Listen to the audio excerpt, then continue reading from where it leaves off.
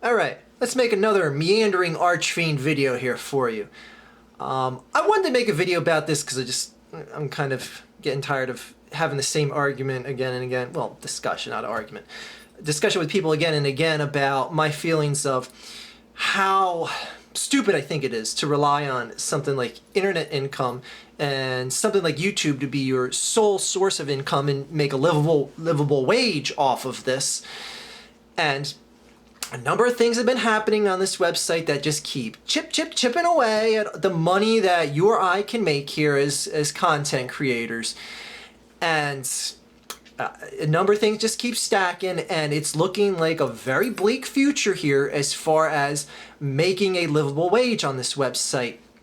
And I've been saying this for years on end. I've been saying how the internet is a very unproven commodity.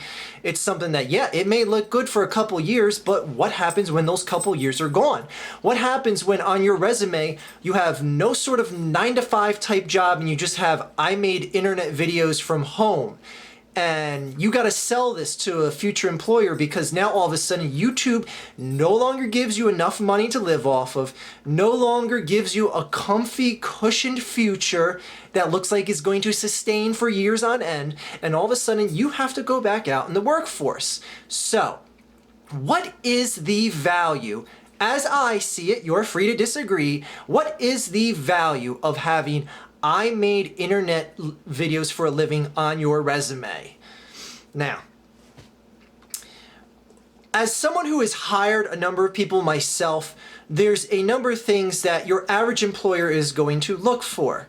And when you see a resume, and what people need to realize here on YouTube is that a lot of people don't understand what this YouTube thing is, that don't understand the amount of money you can make on here, the amount of effort that goes into building a sustainable audience. Some of it may be luck, but some of it is actual effort, and I understand that. But your average employer, who is probably going to be older than I am, doesn't really understand that, or is not going to, or might understand a little bit, like, oh, it's a website where, you know, funny cat and dog videos are uploaded. You did that? Really? That's what you did? Like, they're not gonna have a full grasp of things.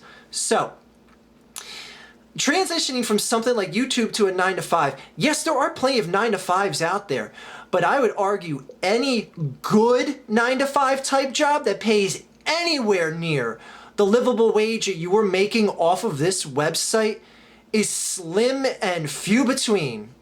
Slim and few between, is that how it goes? Anyway,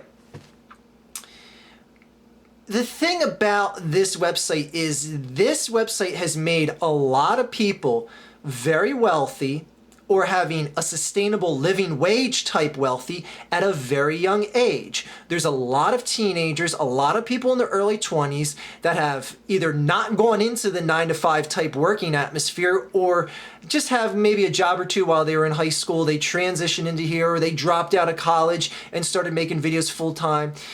The few 1% that are on the top that have banked enough to live off of, they'll be just fine. The other 99% of the people that left their jobs to solely become a YouTube video content creator, I feel are screwed, and I feel are stupid. Why? Because jobs want to see things like this. They want to see, how well do you work with others? How well do you like working under close supervision?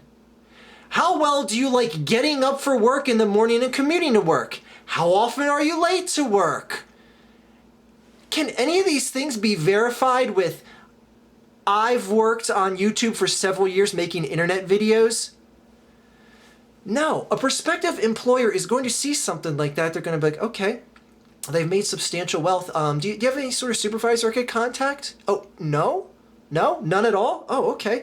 Well, let me see your work. And then, you know, maybe someone popular that makes a few videos per month, they show this to a prospective employer and they see that it took a month to make them this content, to make that content. And they're like, oh, well, you know, you do one project per month. You know, the mentality, like I said, the people that don't understand what YouTube is are going to see like, oh, this guy made a project or two per month. That's it. And he lived off of that. He doesn't seem like a real go-getter. Anyways, you got to think of that, of how the people are going to translate that in their mind as a prospective employer. Now, I see this also as when an employer sees something like, I made YouTube videos from my house for a living, they see someone that got very comfortable, that got very used to working in a home atmosphere, working on their own time, working without supervision, working without a boss, working without a fear of being fired unless they fired themselves. What type of real life working experience does that bring into the majority of 9-to-5 type jobs? Little to none.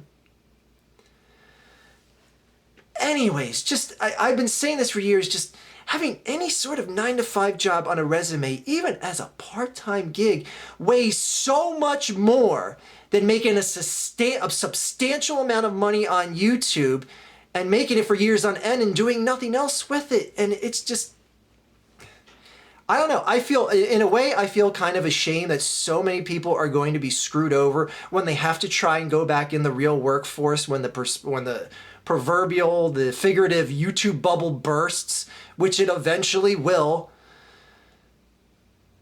But at the same time, I feel a lot of them had it coming just for being so stupid. Take a look at iJustine's channel. How good is she doing lately? How good is she doing after YouTube stopped force-feeding her on the front page? She makes content as regularly as she ever did. Does she still get videos that get millions of views? Maybe 1 or 2 in the past 3 years, and that's about it. Whereas before, every other month, she had 2 or 3 videos breaking 1 million plus views. Stuff like that is a perfect example of people that are on the top, that people consistently still make content, that consistently still get subscribers. All of a sudden, the viewership just dwindles away and away.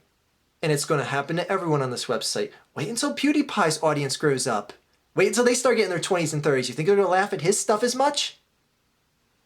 But anyways, he's an example of someone who's banked so much money that he'll be fine. But again, that's the 1% of people on this website that have made enough to bank off an entire lifetime worth of wealth, as long as they're careful with their money. Anyway, I just see so many people that just keep coming at me saying, oh no, there's plenty of jobs available post YouTube. And YouTube shows like, you know, diligence and self-motivation and all this other stuff. But I'm like, any real good job is going to want to see a lot more on a resume than I made internet videos from my house. Any real good job that has an ounce of knowledge in recruiting prospective employees will want to see a lot more than that, and you are kidding yourself if you say otherwise. Yes, there's going to be a guy like Shane Dawson that is going to parlay his success here on YouTube into Hollywood, into making a film, into making a TV show and all that. But for every one Shane Dawson, there's 10,000 wannabe Shane Dawsons that are doing well on YouTube right now, making a sustainable living, but they're going to parlay that into jack shit in the entertainment industry. And that's a fact.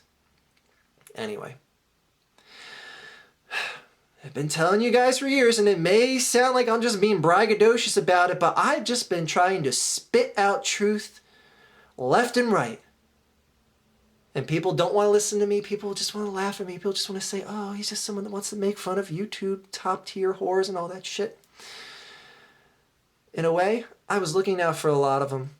But they don't want to listen to me, so they can sink on the Titanic that is the YouTube bubble that is going to pop.